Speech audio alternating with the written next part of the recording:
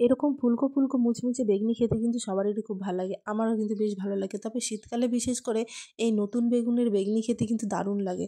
তাই আমি নিয়ে নিচ্ছি আজকে একটা সাদা বেগুন। বেগুনটাকে বেশ ভালোভাবে ধুয়ে নিলাম। ধুয়ে এরকম পাতলা, পাতলা করে স্লাইস করে কেটে নিলাম। এবার এর উপরে পরিমাণ মতো নুন আর একটু পরিমাণে হলুদ দিয়ে বেশ ভালো করে মেখে নিলাম। এবার তৈরি করব ব্যাটারটা। ব্যাটারটা তৈরি করার জন্য নিয়ে নিয়েছি ৪ চামচ বেসন আর ২ চামচ দিয়ে দিয়েছি চালের গুঁড়ো। চালের গুঁড়ো দেওয়ার ফলে কিন্তু দারুণ মুচমুচে হবে। তার উপর থেকে দিয়ে দিলাম একটু পরিমাণে কালো জিরে, একটু পরিমাণে জোয়ান, নুন, হলুদ আর একটু পরিমাণে লঙ্কা গুঁড়ো দিয়ে উপর থেকে আমি দিয়ে দিলাম তেল। তেলের পরিবর্তে তুমি এখানে কিন্তু খাবার সোডা ব্যবহার করতে পারো। খাবার সোডাটা স্কিপ করে আমি এখানে তেল দিয়ে দিয়েছি।